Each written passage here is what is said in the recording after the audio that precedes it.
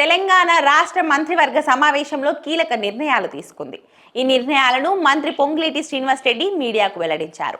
రాష్ట్రంలో కాంగ్రెస్ పార్టీ అధికారంలోకి వచ్చి 2 ఏళ్లు పూర్తి చేసుకున్న సందర్భంగా డిసెంబర్ 1 నుంచి 9వ తేదీ వరకు ప్రజాపాలన వారోత్సవాలు నిర్వహించనున్నట్లు మంత్రి పొంగులేటి తెలిపారు.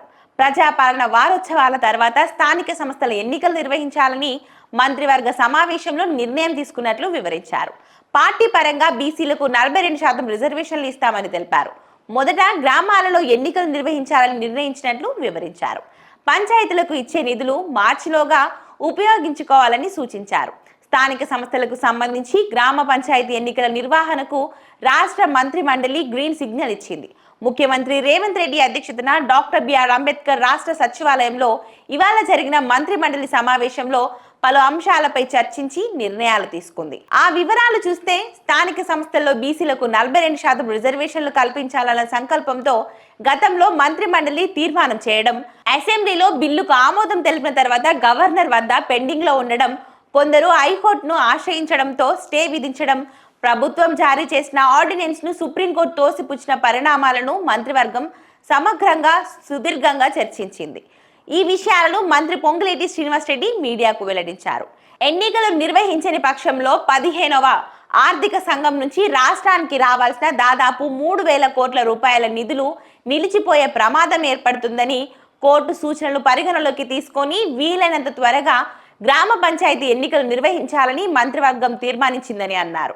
అందులో భాగంగా ముందుగా గ్రామ పంచాయతీ ఎన్నికలు నిర్వహించి న్యాయస్థానాలలో ఈ విషయం తేలిన తర్వాత ఎంపీటీసీ, జెడ్పీటీసీ, మున్సిపల్ ఎన్నికలు నిర్వహించాలని మంత్రి మండలి భావించిందన్నారు. బీసీలకు పార్టీ పరంగా 42% టికెట్లు ఇవ్వాలని నిర్ణయించినట్లు పేర్కొన్నారు. ప్రజాప్రభుత్వం ఏర్పాటు చేసి 2 ఏళ్లు పూర్తవుతున్న నేపథ్యంలో ప్రజాపాలన విజయోత్సవాలలో భాగంగా డిసెంబర్ 8, 9 తేదీలలో తెలంగాణ రైజింగ్ గ్లోబల్ సమ్మిట్ ను 4th సిటీలో నిర్వహించాలని, అలాగే డిసెంబర్ 9న తెలంగాణ రైజింగ్ 2047 విజన్ డాక్యుమెంట్ ను ఆవిష్కరించాలని కేబినెట్ నిర్ణయం తీసుకున్నట్లు మంత్రి పొంగులేటి స్పష్టం చేశారు. ఇటీవల మరణించిన ప్రజాకవి అందశ్రీ సేవలను స్మరిస్తూ మంత్రి మండలి తీవ్ర సంతాపం తెలియజేసింది.